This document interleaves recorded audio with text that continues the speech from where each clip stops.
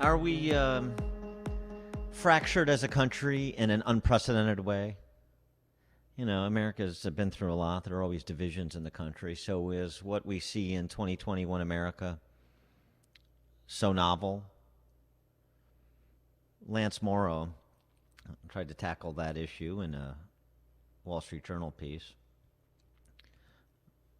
Seeing Red and Feeling Blue, about just exactly where the national mood is, something that commentators like to describe as if it's easy to apply one mood to 330 million people. It's not. And he gives some historical context. While historical context is still allowed, well, we still recognize that we have, 2,500 years of history. Um, and he zeroes in on one thing that is different from the divisions of the past: screens.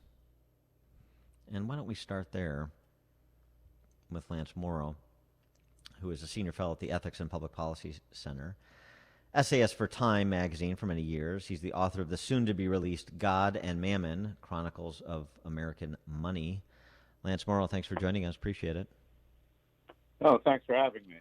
So when we're trying to provide some perspective here, as people are talking openly about the crack up of the republic, we've been through a lot of trials and tribulations, a lot of dark periods in American history before. This is certainly one of them. But you suggest there is something, as I said, that is different, and that is screens, that is the digital universe. How does that make it different, and what do you think the implications are of that difference? Well, I think the screens make it a lot more dangerous in many ways.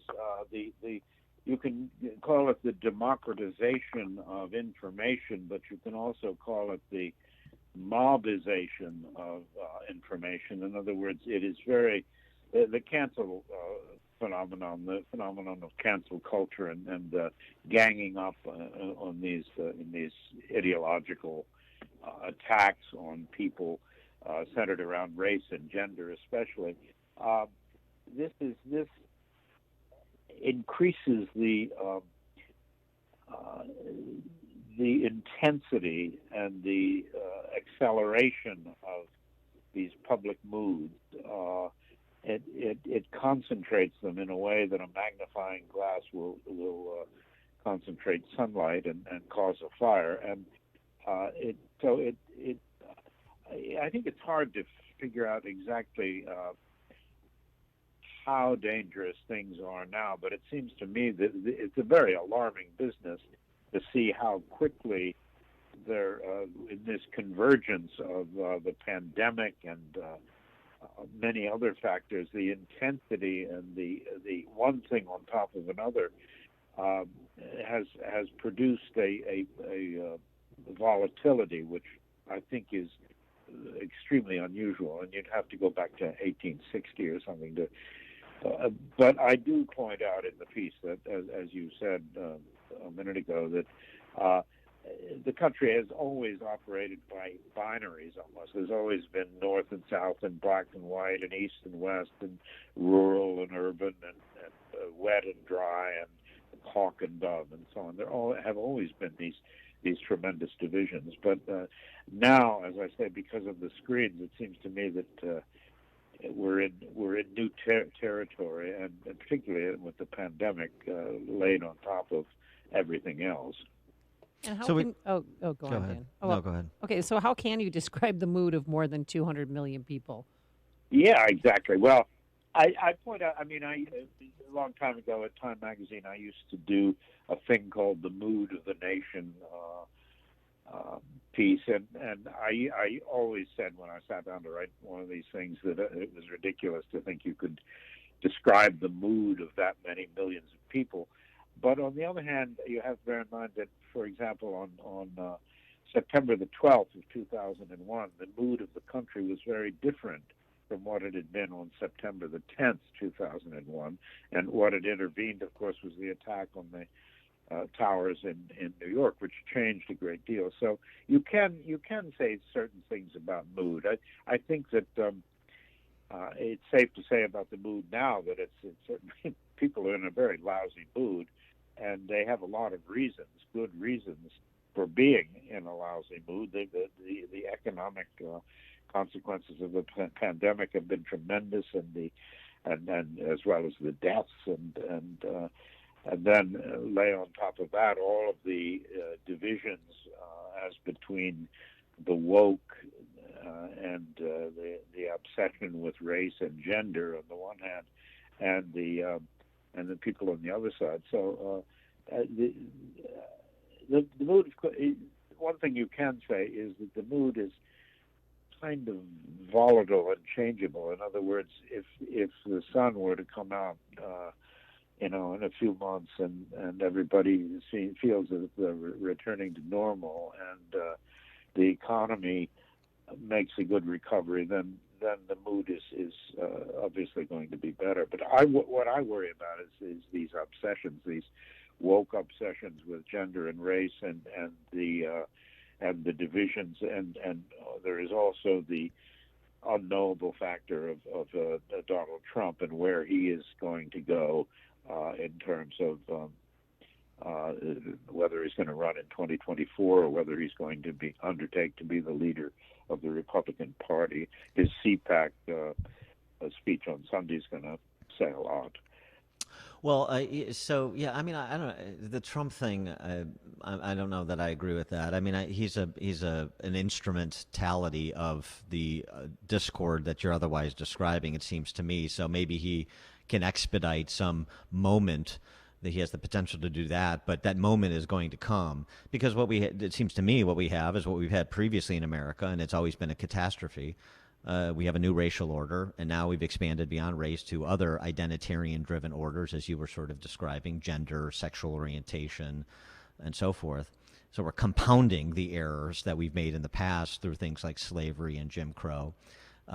When you have the combination of corporate America, and that certainly includes big tech, which may be more powerful than the government, which is, I also think, a bit of a novelty in American history. Certainly, yeah, that's a big factor. Yeah, you're absolutely right to mention that. That's a factor, a new factor that is very, very influential in our current situation. Right, and those combined forces are allowing to I eliminate whiteness among other agenda items. This is all. This is the new facade of the cultural Marxists, and I mean that has to force a moment at some point. Well, what do you mean by force a moment? I mean, I don't know exactly what I mean. Yeah.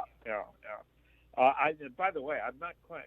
I think you may be downplaying Trump a little bit. I mean, he's still got a huge following, and that's he can tip the center of gravity in ways that I mean, you could have a 1912 situation. Remember in 1912, the Bull Moose Party, Teddy Roosevelt and William Howard Taft were against Woodrow Wilson, and Wilson won because Teddy Roosevelt's Bull Moosers split the Republican vote, and you could see that again in 2024 if Trump was the Bull Moose. Well, I agree with that. I mean, in terms of electoral outcomes, but what I'm saying is, and I think what I read from your piece is you're saying is that this is much bigger than a singular election. This is a cultural divide. Absolutely. And I mean, you reference, you just to reference something from your piece. At worst, our tremendous mood will collide with one another. It was no use for Abraham Lincoln to appeal in his first inaugural to the mystic chords of memory, to a reverence for the history that Americans had in common. Too late, the country went ahead with civil war. I'm not suggesting that's inevitable here, but I'm suggesting it's possible. Yeah, I'm amazed at the speed, the seeming speed with which there's been this tremendous disintegrative pattern, and the civilization is a thin veneer, and democracy is a even thinner, and it's people talk about. I mean, the possibilities of violence are very. One of the the examples that I think of is the French religious wars in the 16th century, when the Huguenots and the Catholics were at each other's throats for 40 or 50 years, and it wasn't an organized big battlefront kind of civil war the way that the American Civil War was, but it was more skirmishes and outbreaks and an occasional massacre and so on. But there was a great deal of disorder, and the body politic was just split in a very terrible way, and it was a long time before that resolved itself. And I worry that the cultural difference in America is really huge. I mean, it's just the cobra and mongoose. I mean, it's a two different species almost. I don't know if you agree with that. Well, I mean, I think that's what we're getting at, and you see it. It was something to be shocked at, but sort of dismiss 30 years ago, 25 years ago when I was in college, what was happening on college campuses. Now it's in K through 12. Now it's in corporate boardrooms. Now it's in all of our cultural and artistic and civic institutions. And when you're not talking about, you have seminars. Whiteness is basically being a thuggish jerk. And look, what Frederick Douglass said. I don't want to be part of a system that confers benefits and imposes responsibilities based on race, because somebody's going to be on the short end of that stick, and that's a powder keg. That's essentially the point that he made. That's the point that King made, and we're doing it again. It's just a different shape of a powder keg. It's really shocking, and it's also the stupidity that's loose in this country. That's another factor that one should talk about. Stupidity is a very interesting subject, and there is a tremendous amount of sheer stupidity at work. And when you combine stupidity with ideology, you're really headed for terrible trouble. It's a witch's brew. Yeah, and when you're talking about white fragility and white supremacy and all that stuff, there are, obviously there is a problem with racism, but when you begin these bizarre doctrinaire ideological generalizations about white fragility and so on, it is very damaging. And crazy. And something else that seems a bit unique in American history, to the extent that it is occurring, is the elimination of American history. Yes, absolutely. Yeah, I mean, the ignorance of American history is the canceling of American history. Not only American, but Western civilization itself. I mean, I can't. It's incomprehensible to me that although I understand the motive, but that people acquiesced in throwing out a couple thousand years of a very hard-won intellectual accomplishment and scientific accomplishment and literary accomplishment, as Shakespeare and all the rest. That's incomprehensible to me. And yet I know the motive. The motive is to clean the slate and subdue the prevailing former culture and make it the former indeed, and replace it with something else. And be careful what you wish for. Yeah, I mean, maybe take down Abraham Lincoln and put up a statue of a BLM organizer. Yeah, that's what we're doing. They want to take down 4 statues in Illinois of Abraham Lincoln. Well, maybe Harvard University. Unbelievable. Maybe Harvard University epidemiologist Martin Kulldorff is right. The Age of Enlightenment had a good run, 300 years or so, and now it's over. So there it is. Lance Morrow. I don't think we should accept that. But. No, obviously I'm being facetious. God, I hope not. Yes, I know. Lance Morrow, senior fellow at the Ethics and Public Policy Center, essayist at Time for many years, the soon-to-be-released new book, God and Mammon, Chronicles of American Money. Lance Morrow, thanks for joining us. Appreciate it. Thanks very much. Enjoy it. Thank you. And he joined us on our turnkey.pro answer line. This is Chicago's Morning Answer. Your show keeps me alive during the week. There's nobody I'd rather listen to between 5 and 9 in the morning than you guys. On AM 560, The Answer. Hi, it's Amy Jacobson, and by now you've all heard me talk about MyPillow and how it literally changed my life. You've probably seen the stories that some big box retailers are caving under pressure from progressives to take MyPillow products off their shelves.